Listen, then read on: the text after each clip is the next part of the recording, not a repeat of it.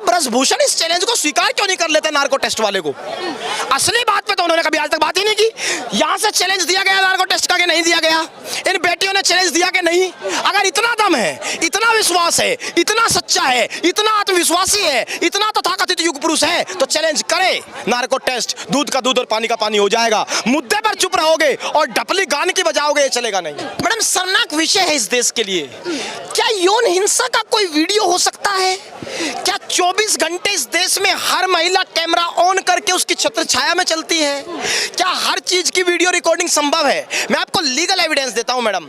अभी कई दिन पहले मुजफ्फरनगर में दंगे में गैंग रेप के मामले में फैसला आया है और उसके कोर्ट की लाइनिंग को अगर वर्डिक्ट की आप पढ़ें, कोर्ट ने कहा कि रेप और यौन हिंसा जैसे मामलों में क्योंकि कोई सबूत तो पॉसिबल नहीं है, पीड़िता के बयान से ही उसकी सच्चाई झलकती है और हम ये मान लेते हैं कि जिस तरह की वारदात को अंजाम दिया गया वो सच थी और इन लोगों को 20 साल की सजा सुनाई गई। ये अभी 4 दिन पहले मुजफ्फरनगर में फैसला आया। मैडम, यौन हिंसा का कोई सबूत इस देश में नहीं हो सकता है। और सवाल इससे भी बड़ा ये है मैम कि जिस अनुराग ठाकुर जिस कमेटी का हवाला हमको दे रहे हैं और जिस कमेटी के छप्पर तले वो मीडिया में बयान दर्ज करा रहे हैं, अगर कोई कमेटी, ये तो आप मानते होंगे कमेटी जज होती है, उसको फैसला लेना होता है। मैम, जब कमेटी पहले से ये सोचे बैठी है कि अपराधी ही हमारा बाप है, तो ऐसी स्थिति में उस कमेटी के न्याय की उम्मीद हम क्या करते और उसके फैसले का भी इंतजार का लाभ क्या ही था? जिसने अपराधी को बाप कह दिया हो वो बेटियों को क्या न्याय देंगे? कि कमेटी वही बातें बोल रही है जो 2 दिन पहले ब्रिजभूषण कहता है। 2 दिन पहले ब्रिजभूषण ने कहा वीडियो लाइए, 2 दिन बाद कमेटी ने कह दिया। इसका मतलब कमेटी भाषा बोल रही है ब्रजभूषण की। और एक बात आप समझ लीजिए, इस देश में सबसे बड़ा ढकोसला है शब्द कमेटी। क्यों है? किसान आंदोलन में हमारे साथ यही ढकोसला प्रयोग करने की कोशिश हुई। कहा जी कमेटी बना देंगे, हम तो नहीं माने। कमेटी में कौन लोग थे मैडम किसान आंदोलन की? वही लोग थे जो किसान बिलों का समर्थन कर रहे थे। उसके बाद एमएसपी पर एक कमेटी बनी, क्या हुआ उस कमेटी का कहीं दिखी आज तक? इसका मतलब कमेटी तो पहले से ही अपराधी को बाप बनाए बैठी है। उससे कोई जिक्र नहीं, कोई जांच न्याय की उम्मीद नहीं और ना उसका जिक्र हम करना चाहते, उसकी कोई बात ही नहीं। बात सीधे अब सड़क पर आ चली है।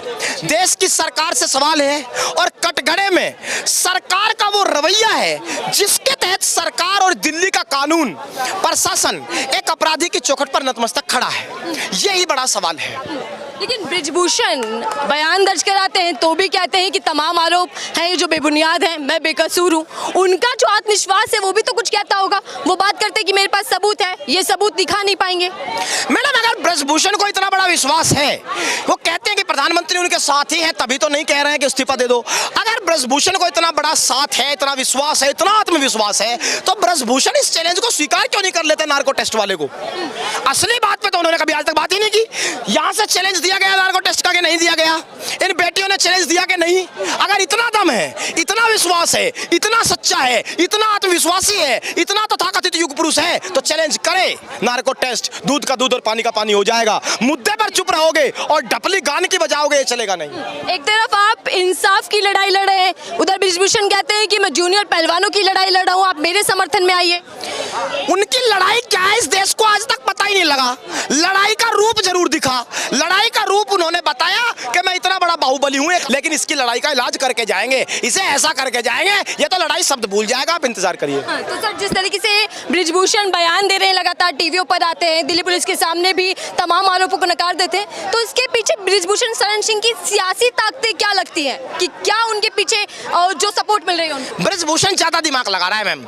उसे लगता है कि किसी तरीके से झूठे आंसू मीडिया में बहाने से देश तेरे साथ आ जाएगा। ये देश, इसका इतिहास है।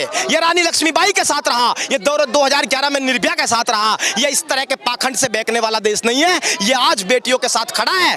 कल हम हनुमान मंदिर में गए थे क्योंकि इन बेटियों ने जब जब अखाड़े में कुश्ती की शुरुआत की, पहला जयकारा संकट मोचक हनुमान का लगाया, क्योंकि आज कुश्ती सरकार चाहती है कि ये बेटियां सड़क पर लड़े, इन पत्थरों में लड़े, तो ये यही कुश्ती लड़ेगी। और कुश्ती का असर बता दूं, इन बेटियों के दांव का ही ये खेल है कि हरियाणा से चली, दिल्ली में जयकारा गढ़ा, यहाँ दांव खेला और पटखनी कर्नाटक में दे दी। यही खूबसूरत कुश्ती का पहला रूप सरकार ने देखा, आगे भी देखेगी। अब ये आंदोलन यहाँ से बाहर निकलेगा। सर 25 दिन इस धरने को हो चुके हैं, अभी तक बीजेपी सरकार ब्रिजभूषण के खिलाफ कोई एक्शन क्यों नहीं ले रही? देखिए, मुझे अब ऐसा लगने लगा है कि सरकार को, क्योंकि 2-3 साल हो गए किसान आंदोलन को, दोबारा मूड कर रहा है दो हाथ इस देश के किसान से करने का। वो आंदोलन छोटा आंदोलन था, नीतियों पे आंदोलन था। ये तो पगड़ियों के सम्मान का आंदोलन है। इसमें अगर लड़ाइयां हुई और जिस तरह का माहौल सरकार बना रही है कि हम पीछे नहीं हटेंगे, तो पीछे हम भी नहीं हटेंगे। 21 तारीख को बता देंगे हम क्या है। बार बार 21 तारीख का जिक्र आता है, तो 21 तारीख की जो समय सीमा आप लोगों ने दी है पहलवानों की ओर से, क्या लग रहा है कि उस बीच सरकार कोई एक्शन लेती है, पहलवानों की मांग मानी जाएगी? मैडम, हमें लगता है कि सरकार एक्शन नहीं लेगी, क्योंकि सरकार दरअसल उस चूल्हे के धुएं को नजर में रखे हुए है जिससे वोट निकलती है। सरकार का नजर बेटियों पे है ही नहीं। चूल्हे से निकलता हुआ वो धुआं सरकार के लिए महत्वपूर्ण है। अगर इस देश में धुएं से वोट बनती है तो बना लीजिएगा, हम फैसला लेंगे। अगर सरकार फैसला नहीं ले सकती, 21 तारीख को लेंगे, इंतजार करिए। तो चंद्रशेखर आजाद आपको सलाह दे रहे हैं कि इस धरने को अब जंतर मंतर से बाहर निकलकर रामलीला मैदान जाना चाहिए, एक राष्ट्रीय आंदोलन बनाना चाहिए। तो क्या लगता है कि अब धरना रामलीला मैदान जाने वाला है? मैडम, इस मामले में हर व्यक्ति एक मत है। चंद्रशेखर का भी यही मत है कि आंदोलन पहले पड़ाव में ज्यादा सफलता हासिल नहीं कर पा रहा है, तो दूसरे पड़ाव में जाना चाहिए। राकेश टिकैत हमारे नेता यहाँ आए थे, उनका भी यही मत था कि 41 दिन की दवाई हमने सरकार को दी है, अगर असर नहीं करती तो डोज बदलेंगे, दवाई दूसरी आएगी। हर व्यक्ति का यही मत है कि अब वक्त आ गया है कि यह आंदोलन हर गांव जाएगा, हर गली जाएगा, हर चौखट जाएगा, हर उस दुकान जाएगा जहां से व्यापारी सामान बेच रहा है, हर उस खेत जाएगा जहां से किसान बेटियों की लंबी उम्र की दुआ करके वहां गन्ना तोल रहा है, और हर उस माँ की चौखट पर जाएगा जहां तवे के ऊपर पहली रोटी बेटी के न्याय के लिए इस देश की माँ पिछले 25 दिन से बना रही है। इंतजार करिए, ये देश, अब ये आंदोलन देश की धड़कन बनेगा, देश की आवाज बनेगा। लेकिन कुछ लोग ये भी सवाल कर रहे हैं कि यहाँ बैठने में क्या दिक्कत आई, क्या समस्या हुई जो आपको धरना बाहर लेकर जाना पड़ा? आप रोज बाहर जा रहे हैं। सवाल को गलत पेश कर रहे हैं कुछ लोग। हम इस जगह को छोड़ नहीं रहे हैं, बहुत काम की जगह है। तो इस जगह पे आने के लिए तो हमें बहुत काम करना पड़ा था। किसान आंदोलन के टाइम वही दूरी रोक दिए।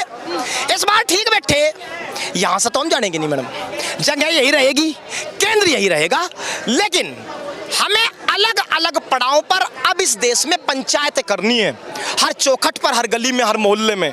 तो कुछ लोग हमारे यहीं रहेंगे। किसान आंदोलन का भी यही प्रारूप था, अगर आपने ध्यान किया हो। कुछ आंदोलन लोग बॉर्डरों पर रहते थे और कुछ हमारे नेता अलग अलग राज्यों में पंचायतें करते थे। वही स्वरूप इस आंदोलन में भी गढ़ा जाएगा। कुछ लोग गली मोहल्ले में लोगों को जागरूक कर रहे होंगे और कुछ यहाँ बैठे होंगे। जगह हम नहीं छोड़ेंगे। हाँ, लेकिन सवाल ये भी है ना सर कि जो उम्मीद आप लोगों को थी, पहलवानों को थी कि बड़ी संख्या में लोग आप लोगों के साथ आएंगे, ये उम्मीद आपको भी थी और हमने भी देखा तमाम मुद्दों पर जनता सड़कों पर आती है। लेकिन यहाँ एक अजीब तरीके का सन्नाटा देखने को मिल रहा है। वो संख्या नहीं है जो संख्या बार बार पहलवानों द्वारा अपील की जा रही है कि बड़ी संख्या में समर्थन देने आप हमें आइए, उसके पीछे क्या वजह? मैडम देखियो, कभी भी पहलवानों ने यह बयान नहीं दिया कि यहाँ भीड़ लेकर आइए। हमें यहाँ भीड़ की आवश्यकता भी नहीं है। जिस दिन भीड़ की आवश्यकता होगी उस दिन इस देश में गाड़ियां नहीं, इस दिल्ली राजधानी में ट्रैक्टर नजर आएगा और साबित कर देंगे जल्दी ही कि हमारे पास कितना बड़ा जन समर्थन है। क्योंकि आंदोलन शांति के तरीके से चलता है। आंदोलन पहले पड़ाव में है। पहले पड़ाव में मैडम कभी भी भीड़ नहीं बुलाई जाती। पहले पड़ाव में गांधीवादी तरीके से सरकार से गुजारिश की जाती है कि आप हमारे दर्द को समझ करके फैसला लीजिए।